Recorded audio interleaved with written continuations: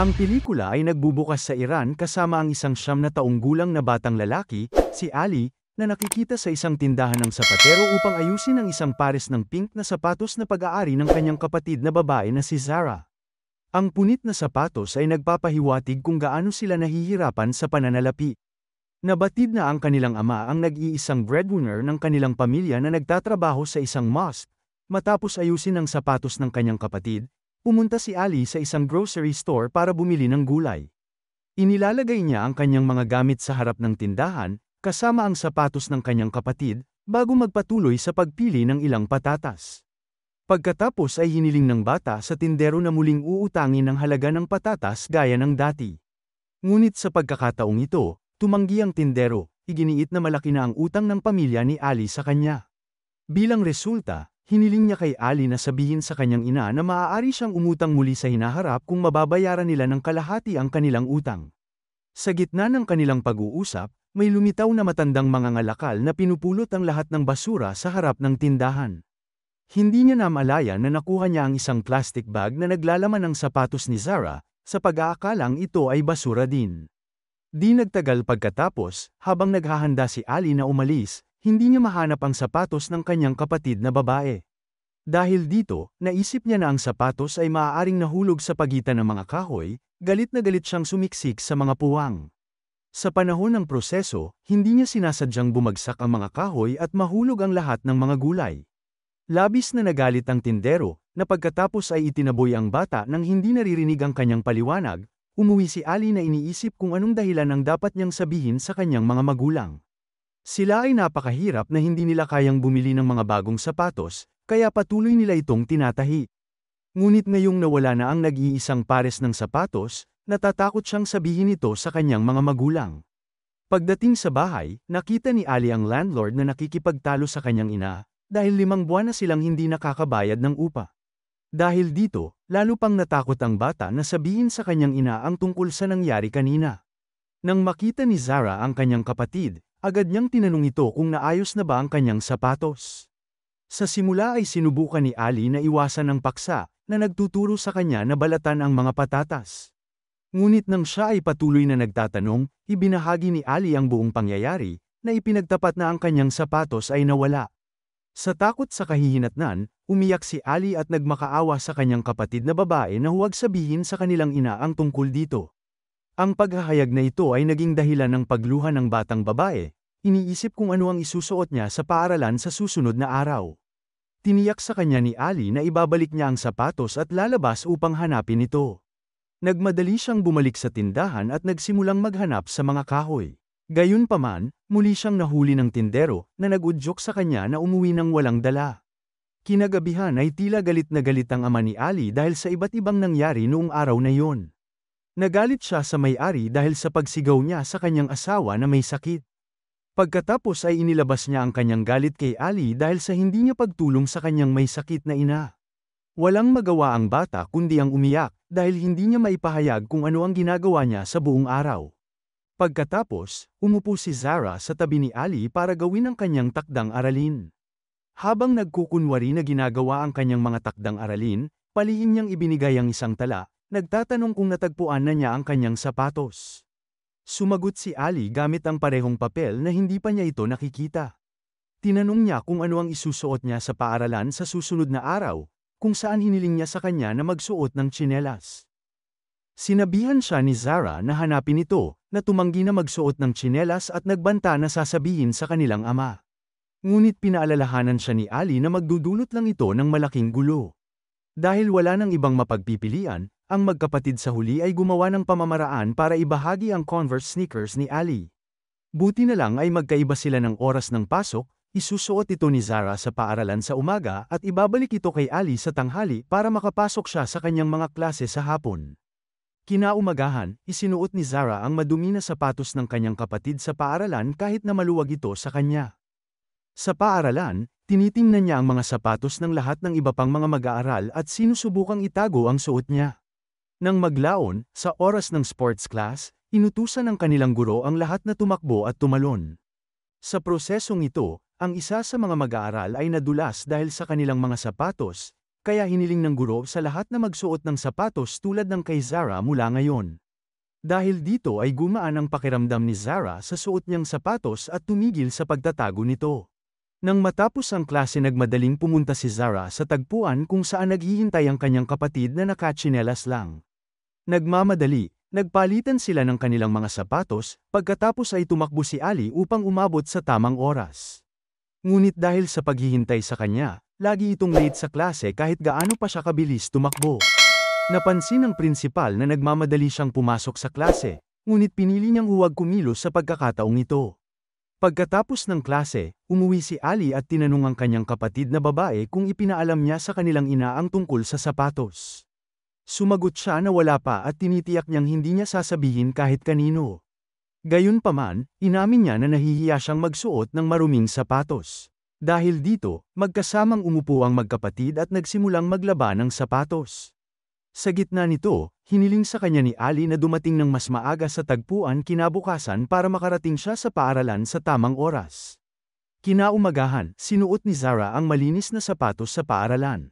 Nagawa niyang tapusin ang kanyang pagsusulit bago ang oras at nagmamadaling bumalik sa kanyang kapatid. Ngunit sa kasamaang palad, ang isa sa pares ng sapatos ay nahulog nang tumalon siya sa umaagos na kanal at nagsimulang lumutang.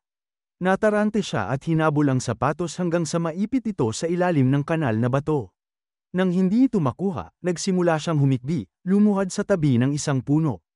Sa kabutihang palad, napansin ito ng isang matandang lalaki at tinulungan siya sa pagkuha ng kanyang sapatos mula sa tubig. Ngayon na basang-basa ang isang sapatos, pinuntahan ni Zara ang kanyang kapatid, na pinagalitan siya dahil sa sobrang tagal niya. Sinabi niya sa kanya ang tungkol sa nangyari at sinabing ayaw na niyang isuot ang kanyang malaking sapatos. Nagbanta pa si Zara na magrereklamo sa kanilang mga magulang kung patuloy niya itong pipilitin na isuot ang sapatos nito. Ngunit muli, pinaalalahanan siya ni Ali na walang paraan upang sabihin ang tungkol dito dahil ang kanilang ama ay nahihirapan na sa utang, at hindi na niya ito mabibilhan ng bagong sapatos. Pagkatapos magkipagpalit ng suot, si Ali ay nagmamadaling pumasok sa paaralan, ngunit huli na naman. Sa pagkakataong ito, muli siyang nakita ng punong guro, na pinagsabihan na hindi na siya papayagan na pumasok sa klase kung hindi siya darating sa tamang oras. Sa kabila ng mabigat at mahirap na buhay, medyo masaya si Ali nang makatanggap siya ng magandang balita sa klase. Pinupuri siya ng kanyang guro dahil siya ang may pinakamataas na marka sa isang pagsusulit at ginawaran siya ng isang kulay gintong panulat. Nang maglaon, umuwi si Ali at nakitang galit ang kanyang kapatid. Ibinigay niya ang panulat sa kanya bilang regalo at makabawi sa pagkawala ng kanyang sapatos. Naging matagumpay ang kanyang mga pagsisikap nang masayang tinanggap ito ni Zara. Isang araw sa paaralan, habang nakapila bago magsimula ang klase, biglang napansin ni Zara ang isang estudyanteng nagngangalang Roya na nakasuot ng nawawalang pink na sapatos. Lihim niyang sinusundan ng dalaga sa kanyang tahanan. Dahil dito, huli siyang dumating sa tagpuan, dahilan ng pagka-late ni Ali sa klase at muling makita ng punong guro, na sinabihan siyang dalhin ang kanyang ama upang magreklamo tungkol sa kanyang pagiging maagap. Sa kabutihang palad, ang lahat ng ito ay nasaksihan ng guro ng klase ni Ali, na pagkatapos ay pumunta upang makipag-usap sa punong guro.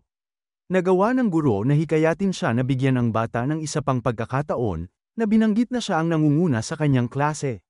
Sa hapon, dinala ni Zara ang kanyang kapatid sa bahay ni Roya upang bawiin ang kanyang pink na sapatos. Ngunit pagdating doon, napagtanto nilang hindi lang mahirap ang pamilya ni Roya, bulag din ang kanyang ama. Masama ang pakiramdam ng magkapatid kaya nagpasya silang hindi na kunin kay Roya ang sapatos at umuwing walang dala. Sa kabilang banda, ang ama ni Ali na sabik na kumita ng higit pa, ay humiram ng ilang gamit sa paghahalaman sa isa sa kanyang mga kaibigan sa moske. Sa panahon ng bakasyon sa paaralan, si Ali at ang kanyang ama ay nagtungo sa mayamang suburb ng North Tehran upang mag-alok ng mga serbisyo sa paghahardin.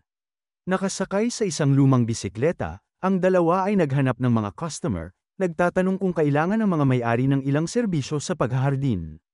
Sa kabila ng kawalan ng mga customer, ang kakayahan ni Ali sa pakikipag-usap ay nagpapatunay na isang malaking tulong sa kanyang ama na nahihirapang magsalita. Pagkatapos ng maraming nabigong pagtatangka, sa wakas ay nakuha nila ang kanilang unang customer, isang mayamang lalaki na nakatira kasama ang kanyang 6 na taong gulang na apo, si Alireza. Habang nagtatrabaho ang kanyang ama sa hardin ng mansyon, nakikipaglaro si Ali kay Alireza, na mabilis niyang naging kaibigan. Bukod dito, napakabait at mapagbigay din ang matanda, binayaran niya sila ng higit sa inaasahan ng ama ni Ali na ikinagulat nila. Nagpapasalamat ang ama ni Ali dahil ito na yata ang pinakamataas na halaga ng pera na nahawakan niya sa buong buhay niya. Bakas sa kanilang mga mukha ang labis na kaligayahan, umuwi ang mag-ama. Sa daan, iminungkahi ng kanyang ama na bumili sila ng ilang gamit sa bahay para gumaan ang kanilang pamumuhay. Sa pagkuha ng pagkakataong ito, hiniling ni Ali na bumili siya ng bagong pares ng sapatos ni Zara, na sinang-ayunan naman ng kanyang ama. Gayunpaman, panandalian lamang ang kanilang kagalakan dahil nasira ang preno ng kanilang bisikleta at nasugatan ng ama sa resulta ng pagbangga. Nasira din ang bisikleta at napilitan silang sumakay pauwi. Sa susunod na eksena, nalaman natin na ang paaralan ay ipinagpatuloy mula sa bakasyon.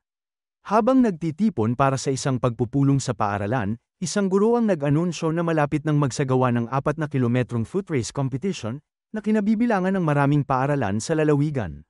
Mukhang hindi interesado dito si Ali dahil hindi siya papayagan ng luma at punit niyang sapatos na makatakbo ng malayo.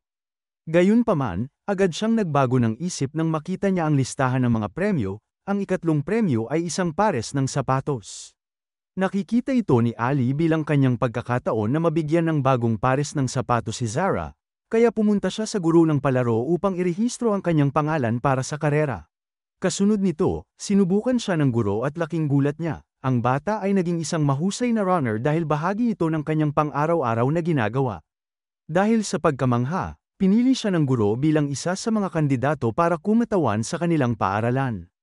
Pagkatapos ay nagmamadaling umuwi si Ali at ibinahagi ang magandang balitang ito sa kanyang kapatid na babae. Nangako siya na tatapusin niya ang karera sa ikatlong posisyon at bibigyan siya ng bagong pares ng sapatos. Sa wakas ay dumating na ang araw ng kompetisyon, at daan-daang estudyante ang nakikitang nagtitipon sa racetrack. Dumating din si Ali suot ang kanyang luma at punit na sapatos. Hindi nagtagal, nagsimula ang karera, at lahat ay nagsimulang magsaya para sa kanilang mga anak. Determinado na mapunta sa ikatlong posisyon, tumakbo si Ali ng mabilis hanggang sa kanyang makakaya sa kabila ng katotohanang nahihirapan siya sa kanyang sapatos. Hinihikayat niya ang kanyang sarili sa pamamagitan ng pag-alala kung paano tumatakbo ang kanyang kapatid na babae mula sa paaralan sa araw-araw upang ibigay ang sapatos at ang pangako niyang bagong pares ng sapatos. Sa kalaunan ay iniwan ni Ali ang iba pang mga kalahok at sa isang punto, napagtanto niya na nauuna siya sa lahat. Dahil dito, binagalan niya ang pagtakbo at hinayaan ang dalawa pang runner na mauna sa kanya. Ngunit nang marating niya ang ikatlong pwesto, hinila ng isa sa mga kalahok ang kanyang damit na naging dahilan upang mahulog siya. Sa kabila nito, ang masigasig na si Ali ay bumangon at nagpatuloy sa pagtakbo, mas mabilis pa kaysa dati. Habang papalapit ang finish line, 5 estudyante na lang ang naglalaban-laban para maging kampyon. Halos magkatabi silang tumatakbo kaya nahihirapan si Ali na makuha ang ikatlong pwesto. Sa huli, hindi niya sinasadyang natapos ang karera sa unang posisyon. Habang nakaupo sa lupa sa sobrang pagkahapo, nilapitan siya ng kanyang mga guro sa paaralan, na tuwang-tuwa sa kanyang mga nagawa. Nang hindi nag-iisip tungkol sa anumang bagay, tinanong ni Ali ang kanyang guro sa sports kung siya ang ikatlong nanalo o hindi. Ngunit sa kanyang pagkadismaya, ipinaalam sa kanya ng guro na siya ang nanalo sa karera at pinasan siya sa kanyang balikat upang ipagdiwang ang kanyang tagumpay. Nang maglaon, sa panahon ng pamamahagi ng premyo, nakita ng bata ang mga bagong sapatos, na naging dahilan upang siya ay malungkot at hindi nasisiyahan. Kasunod nito, umuwi si Ali kung saan naghihintay sa kanya ang kanyang kapatid na babae ng may pag-asa. Nakangiti na binati siya nito, ngunit nanatiling tahimik si Ali na hindi masaya. Dahil sa malungkot na ekspresyon sa mukha ni Ali, napagtanto ni Zara na ang kanyang kapatid ay nabigo sa ikatlong posisyon. Ngunit bago siya direktang magtanong sa kanya, tinawag siya ng kanilang ina mula sa loob na nag-udyok sa kanya na pumasok. Kasunod nito, umupo si Ali sa kanilang bakuran at hinubad ang kanyang sapatos, na ngayon ay nasira na ng husto. Bukod dito, ang kanyang mga paa ay nagtamo ng ilang mga sugat pagkatapos ng kompetisyon. Sa ibang lugar, makikita natin ang ama ni Ali at Zara na pauwi sakay ng kanyang bisikleta. Sa kanyang paglalakbay, nakakita siya ng isang tindahan ng sapatos, kaya bumili siya ng 2 pares ng sapatos para sa kanyang mga anak bilang isang regalo. Sa huling eksena, nakita natin ang nalulungkot na si Ali na isinasawsaw ang kanyang hubad na paltos na mga paa sa isang maliit na lawa.